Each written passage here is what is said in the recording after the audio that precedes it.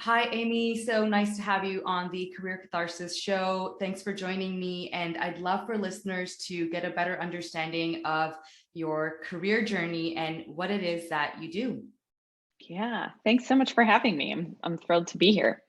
So I am the founder and CEO of a company called Pump Spotting, and we are a breastfeeding and baby feeding solution that's making it easier for parents to feed both their family and their career, because it's a very challenging time period in life when you're trying to navigate many things, motherhood and feeding and work and all those things. And truly came to this work through my own personal journey. I didn't think I would end up with a career in maternal health and in employee benefits. It's not where I started, but my own journey to nourish my family and to try and navigate nursing and pumping and working really has led me on a quest to feel that there could be a better solution for how we're removing barriers and really just showing up to make parents in that phase of life feel seen and connected to one another and connected to resources,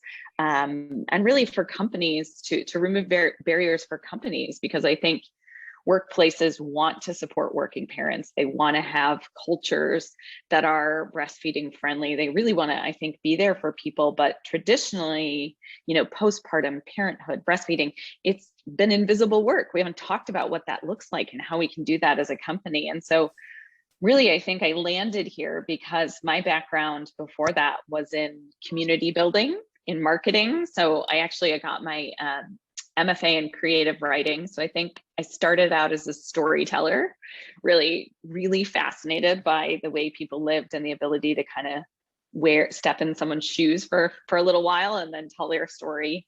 And then that led to a career for me in marketing, and really, through social media and digital, all these really creative ways that we could bring people together.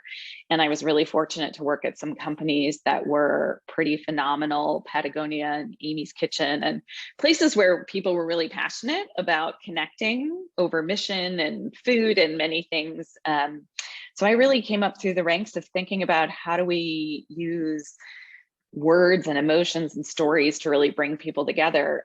And then when I had the idea to start Pump Spotting and do it on my own, it was taking all that skill set and everything I'd learned and putting it into building technology in a way that was still about connecting and uplifting and supporting. And so that's how I got here.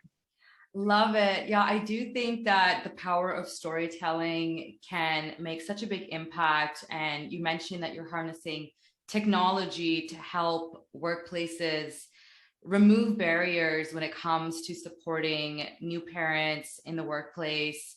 So what types of clients does Pump Spotting work with? So I get that there's workplaces and organizations, but I believe you also work with individuals. So tell us more about that. Yeah, I think we work on both ends of the spectrum. So we work directly with parents. Parents can use Pump Spotting to connect to others. It's sort of Yelp-like places to nurse and pump. Sometimes we say it's Facebook meets Yelp meets Boob. It's kind of the experience for parents, Right. in terms of finding like-minded people and being there. And so, we're always available direct to parents. And then we really have built Pump Spotting to be available to businesses and organizations of any size and really any type. So we work with small businesses, we work with dental offices and marketing agencies, for example, because they have working parents who need breastfeeding support. The same, we work with the state of Maine, so some big government agencies to really serve all government employees who are new and working parents. We're in conversations with community colleges and retailers. And so really anywhere you are, so many organizations are really, they're impacted by the decisions that new and working parents make, because when you're in this phase of life where you're planning your life around breastfeeding, around where you're going to pump or what time you're going to do it or what the culture is like, whether you're shopping or working or going to school, all of those things are part of the lifestyle. And so it's been a really, really amazing journey to work with so many different types of companies. Fascinating. Yeah, it seems like you have a range of organizations that you're working with, and then you have a range of clients that are new parents or soon to be parents that you can support through community. So what are some insights that you'd like to share about the population of working moms specifically, particularly new moms, since that's the niche that you work with? What can we learn about them? Yeah, I think for so many working moms and new moms, it's just such a human journey. And I think sometimes we forget that it's so individual for each parent and that it's so human, and every day looks different. Sometimes every moment looks different. And certainly when you're trying to navigate going back to work, or in this pandemic as parents, when you're, lacking childcare, or you're trying to juggle all the things in one room, all those things bring a lot of mental stress and emotional weight and logistics. And I think that we're in this time period where the fusion of work and home and all of those things for parents has really come to light. Not that it's any different in some ways than it's ever been, but I think the conversation has really been cracked open. And I think that what I've learned from spending so much time with so many parents is that everybody, they want to feel seen. They want to feel valued for what they bring to the table. We all want flexibility so that we can still show up as our best self at work, even if we have to adjust the time with which when we're working, or where we work, or what that looks like. I think that one of the most striking things for me with all the conversations we've been having around working parents is that we want to be great at work, and we want to be great at being a mom or parenting. They are not mutually exclusive. In fact, one often fuels the other. And we just need cultures and environments that allow us to maybe do things differently, or have the support, or have the flexibility, or people that are really thinking ahead about benefits, so that we can thrive as both parents and professionals, because it's possible, but it's a season of life that needs a lot of support and connection.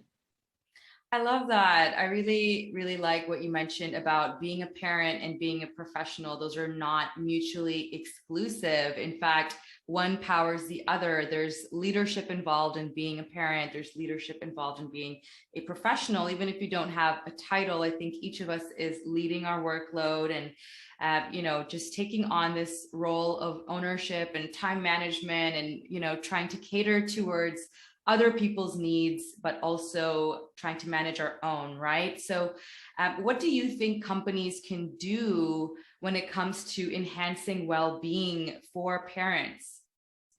Yeah, well, I love what you said. And one of the things I will definitely say is, no one knows how to multitask like a mother. There's so many skills we learn as parents, genuinely, that make us so much more valuable, I think, sometimes in the workplace. And so somewhat for, employers and companies, I think remembering the value deeply of supporting someone in this phase, that yes, someone who's breastfeeding, for example, is going to have to nurse or pump every 2 hours. And it means they're going to have to adjust their schedule. But when you support them through that, the loyalty they will then have for you comes back in spades. The retention rates sometimes for working mothers, when you offer breastfeeding support, for example, they go up from 59 to 94%. And so as an employer, I think putting time into thinking about the phase of life that your working parents are in, asking them, having conversations with your working parents, how are they doing? It's amazing how good that feels as a parent, to have your manager or your boss check in and just say, how's it going? How are you navigating this? Talk to them about what their needs are. And we're in this beautiful time of innovation where, not just what we're doing at Pump Spotting, but family benefits. There's some fantastic companies out there that are offering things that really do help parents remove the weight of childcare, or infertility, or just all the seasons that we go through. And so I think as an employer, being really human in how you see your people, and honoring and celebrating the hard work that they're doing and all they're navigating, getting really open in conversation with them about what parents are going through, and then really being open-minded with what's out there, and thinking about a full suite of support in a new way. I love that. I think it is really crucial for employers to recognize their blind spots when it comes to supporting parents. So I know that many companies will often list their perks and benefits on their website. They might reiterate it in the offer letter, maybe even in the interview to try to sell parents on working for them. But when it comes to the implementation phase, right, and particularly with managers, perhaps there's some training and, what you mentioned about conversations, making sure that they're really aware of what a parent's needs might be and how they might change from the time that, let's say, they find out the news that they're going to be a parent to when they actually are and when they return to work. So kind of just mapping out that journey and assisting with, you kind of mentioned your product, pump spotting, which kind of helps individuals find spots to breastfeed. But I'm curious to know what other support systems. So you talk about a suite of support tools. So what else is pump spotting doing that is changing the way workplaces support parents? Yeah, I think one of the things we're doing that's most important is really changing the dialogue around breastfeeding and baby feeding. I think, I said this before, but if you are a new parent and you breastfeed for the year, which is the recommendation by the World Health Organization, it's 1,800 hours in a year. And that's the equivalent of a full-time job, which many parents already have. And so I think what's really important partially is the education so that, employers and companies and everyone understands really what it's like to go through this phase of life and this journey and what that means. And then we're really, with our technology and what we're doing with pump spotting, it's two things. One, we offer the mobile app and the entire support system for parents, the community, the places to pump, access to experts, encouragements, for when it's 2 a.m. in the middle of the night and you feel like you just can't make it one more day, we're there for you. And then for employers and companies, we created an entire toolkit and a way to look at your policy, your places, your implementation. So you're speaking to parents and getting them on board, your manager training. And so that we're really helping companies go from being breastfeeding and baby feeding tolerant to being supportive. And there's a real shift in that. It's not just having a place, but it's really thinking culturally about building an environment that allows parents to achieve their feeding and parent goals. Right. And something that I've noticed in my own career in recruiting and talent consulting is that oftentimes a lot of individuals will look to change their job when they are about to become a parent.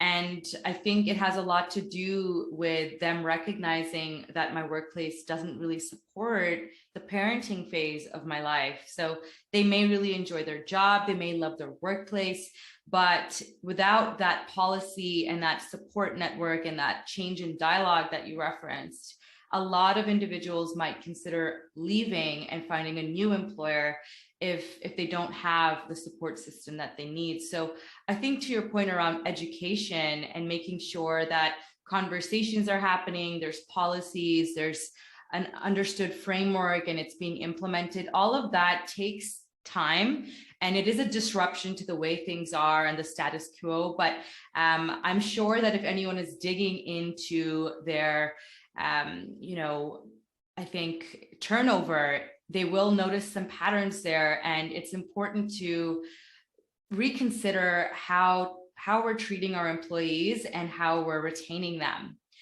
So with that, I would love to know what is some impactful advice that you'd like to share with anyone who is looking to make a change in the workplace and to advocate for parents. Yeah, well, I'm an eternal optimist. So, everything you're saying is true. And certainly in this pandemic, we're seeing such, so many issues with retention and so much going on. Working parents are really evaluating what's going on. But to me, there's this huge opportunity for organizations to be the hero. And I think the best advice that I can say, or the best advice is really that it's about listening. And it's about talking to your employees and really looking in and really wanting to know what it is that working parents are missing. And sometimes it can be as simple as bringing them together with one another and allowing a space for your parents to have community, to connect with one another. That can make a huge difference. Sometimes it can be, you know, flexibility, but you don't know until you start asking those questions. And I think listening is more important than ever right now. And I think if you listen and even make small changes, it doesn't have to be, you don't have to change your entire benefit structure overnight.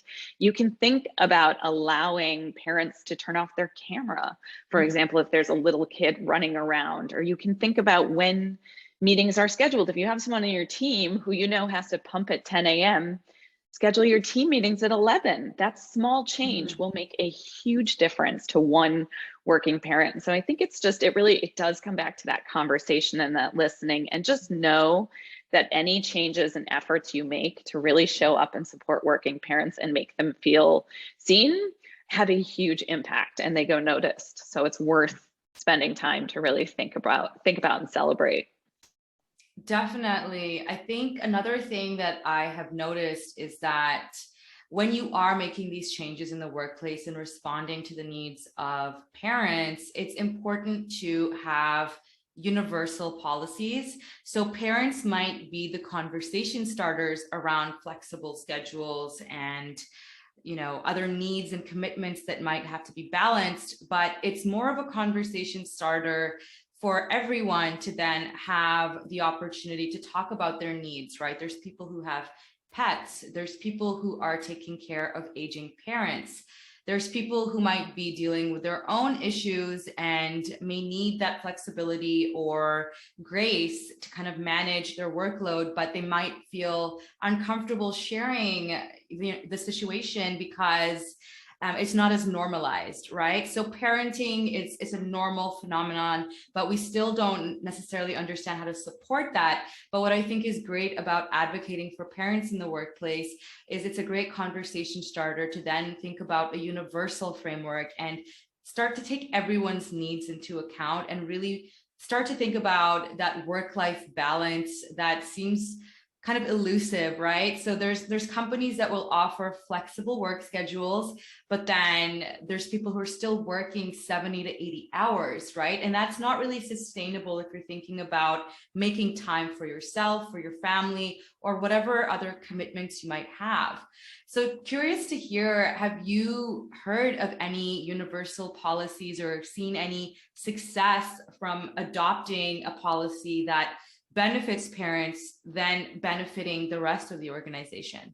Yeah, I think it's such a good point that it really sometimes human needs are universal, and so they might be different for the season or the phase in life that we're in, but they're, you know, the mental health benefits, for example, of companies who implement policies around, you know, I heard of, you know, I think there was a company, maybe it was Nike recently or what have you, that gave everyone a week off, or companies that are really making people take vacation. So they're stepping away from their computers and what have you. Those are things that are hugely beneficial to parents who don't have childcare or who need things, but I think just they're beneficial company-wide. And so I think if you as an employer are really thinking about the mental health, the emotional health, just the overwhelm, the burnout, everything that's going on, there's a lot of different types of policies and benefits you can look at. Community, things like that serve everyone. Those definitely aren't specific just to parents. And I think, you know, if you think about your employees and their whole, what they offer at a different phase in life, and this isn't just, you know, whether you have a child or not, we go through things in our personal life where we're able to be more all in, or we're able to, our energy level is much more productive. We're in the zone. And then sometimes we need rest and we circle back around. But I think it's really up to us as, you know, companies and employers and bosses to really see people as people going through all those things, and to create situations that, you know, are individual, that are empathetic in a lot of ways, and that are just ever evolving as we evolve in this, especially in this post-pandemic world. Yeah, definitely. And I think for leaders, it's also important to recognize their blind spots, right? So I think sometimes we can expect, or we start to expect, that our teams can carry the same workload as each other or us, or, you know, we start kind of projecting this idea or these ideals and not really taking into consideration what the individual's capacity might be at that time, and recognizing that that might be temporary. So I think there's a lot to be said about really recognizing, you know, the individual as a human with, you know, their own limitations and addressing that early on. And something that you mentioned around community, I think is really important. So I know that through the Pump Spotting platform, there is that community specifically for new parents. So curious to hear, how does that community aspect work with Pump Spotting, and how has that led to success in the workplace? Yeah, I think that's a vital element of what we do, because sometimes when you're in, you know, as we said, certainly if you're breastfeeding or pumping, you're in a room alone or you're invisible. And so it's very easy to start to think that you are the only person at your company or in the world sometimes that is going through this journey or the challenges or what have you. And in those moments when you feel really isolated, if you have access, you know, virtually, in person, at work, whatever that looks like, if you have access to someone else who's in that same phase of life or who's been there, it really can change everything. Certainly, you know, to like on a functional level for pump spotting, because parents can interact with the global community of parents, and they also can interact with parents at their workplace. You know, if you forget a pump part, you have a space to go and to, you know, interchange, and you can do logistical things. But on a bigger level, you know, like I said, if you're up at 3 a.m. for the 8th night in a row and you're just feeling exhausted and you can't go through this, if you can connect with another coworker who says, man, I've been there, you're doing a great job, you're going to get through this, like you're going to come out of that feeding cycle and things are going to get better. It just gives you enough encouragement and connection and relief in some ways to really feel more capable and confident as a parent, as a worker, what have you. And I think all of that contributes to, you know, us as people feeling as though we can be our best selves, which makes us, you know, at 3 a.m. if you get a message from someone who changes everything, the next morning when you go to work, you're going to be in a better place than if you sat awake all night feeling really, really alone and, you know, isolated in that moment. And so I think community has just massive ability to make things easier and more effective for us as people. And then that allows us to be really strong in our jobs and our day-to-day work. Definitely. And I think a lot of employee resource groups are great for that. So if there is anybody listening who wants to maybe start a parenting employee resource group, I think that would be a great initiative to start that conversation, start that community, and find that you're really not alone, and there's others in the workplace that you can support and also feel supported by. So something that I like to ask every guest on my show is, what keeps you motivated? For me, it's really seeing the change that we're implementing. Every time I hear from a parent who says, man, using pump spotting just helped me make it one more feed, one more ounce, one more day. I mean, it just feels so good to know we're having a real impact on an individual level, but even more to see the change that's happening within organizations by opening up these conversations.